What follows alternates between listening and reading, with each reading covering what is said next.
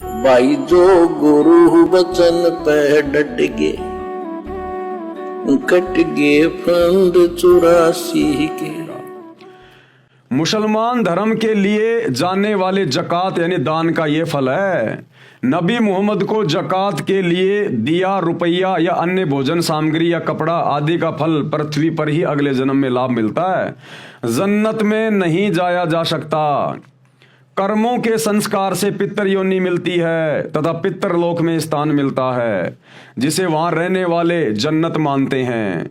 बाबा आदम से नबी ईसा मसीह तक सब ऊपर पितर लोक में गए हुए थे।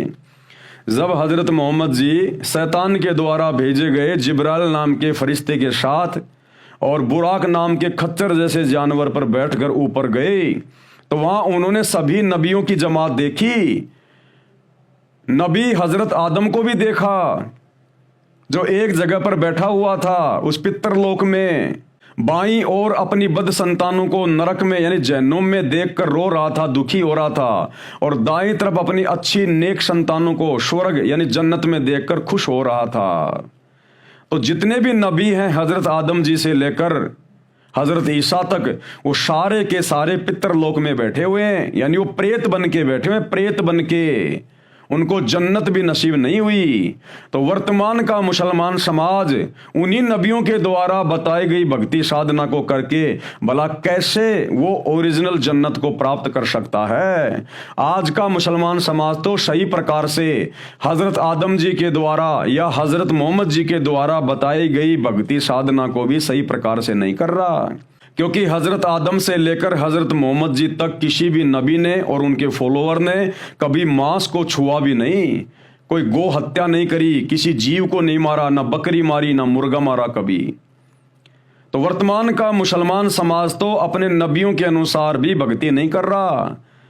तो सोचिए, उनको तो वो पितर लोक भी नसीब नहीं होगा, सीधा जहन्नुम में जाएंगे, नरक में। जिनको नबी मोहम्मद जी ने ऊपर के लोकों में देखा था, पितरों के लिए प्रत्येक देवता के लोक में पितर लोक बना है। प्रत्येक लोक में जन्नत यानी स्वर्ग यानी होटल बने हैं। जो साधना तथा इबादत हजरत आदम से हजरत मोहम्मद तक के अनुयायी फॉलोअर कर रहे हैं, उससे जन्नत प्राप्त नहीं होता। पितर लोक में कुछ समय ही रहने का बनता है। पाप अधिक होने से जहन्नुम का समय अधिक बनता है, क्योंकि बकरे काटना, मुर्गे काटना, चोरी करना, झूठ बोलना, शराब पीना, जीव हत्या करना, ये पाप के भागी बनाते हैं। और वर्तमान में सबसे ज्यादा पाप का भागी मुसलमान समाज बन रहा है। तो मुसलमान भाई बहनों को तो जन्नत भी इतनी आसानी से नसीब नहीं होने वाली। नमाज यानी आरती स्तुति करना ज्ञान यज्ञ कहा जाता है, इससे भी पितरलोक में स्थान मिलता है।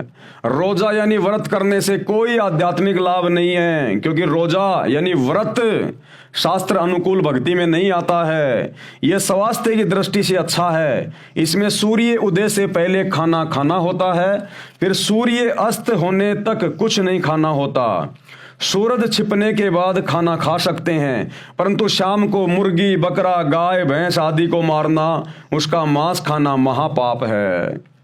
रोजे से अध्यात्म लाभ कुछ नहीं है, यानी भूखे मरने से, रोजा करने से, व्रत करने से कोई आध्यात्मिक लाभ नहीं है।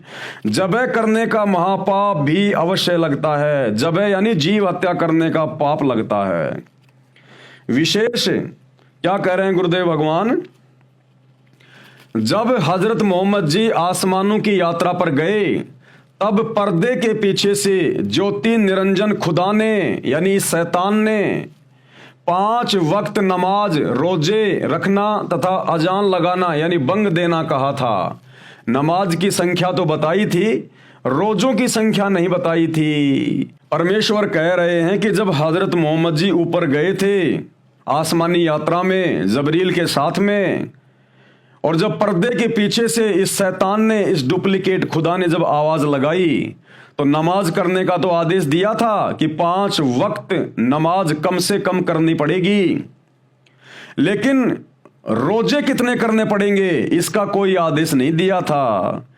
आगे रोजा करने की परंपरा कि महीने में कितने रोजे करने हैं, एक साल में कितने रोजे करने हैं, ये फिर हजरत मोहम्मद जी ने अपने स्वयं के दिमाग से मुस्लिम समाज में लागू किया कि कितने रोजे उचित रहेंगे।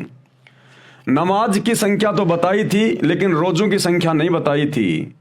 हजरत मोहम्मद जी ने अपनी सूझबूझ यानी नेक बुद्धि से रोजों की संख्या प्रत्येक महीने में 3 रोजे रखने को कहा था, जो बहुत ही उत्तम विचार था। यानी महीने में 3 बार खाना ना खाना, ये तो ठीक है स्वास्थ्य के हिसाब से कि भाई महीने में 3 बार सुबह से शाम तक कुछ मत खाओ, रात्रि में अपना हल्का फुल्का भोजन कर लो, ये स्वास्थ्य के हिसाब से बहुत अच्छा था। लेकिन आध्यात्मिक क्रिया का इसमें कोई लाभ नहीं होता कि रोजे करने से, व्रत करने से, भूखा मरने से हमें अल्लाह मिलेगा या अल्लाह प्रसन्न होगा। आध्यात्मिक लाभ में इनका कोई योगदान नहीं है। लेकिन आगे चलकर फिर लोगों ने रोजों की संख्या और बढ़ा दी। एक साल में 36 रोजे हो जाते हैं। रोजे यानी व्रत रखने वाले को न तो दैनिक कार्य में बाधा आती है, ना सेहत पर बुरा असर पड़ता है। बाद में काल ब्रह्म ने यानी शैतान ने लगातार 30 दिन रोजे करने का आदेश दे दिया। भगत तो भगत ही होता है, वह तो खुदा के लिए कठिन से कठिन साधना करने से भी पीछे नहीं रहता।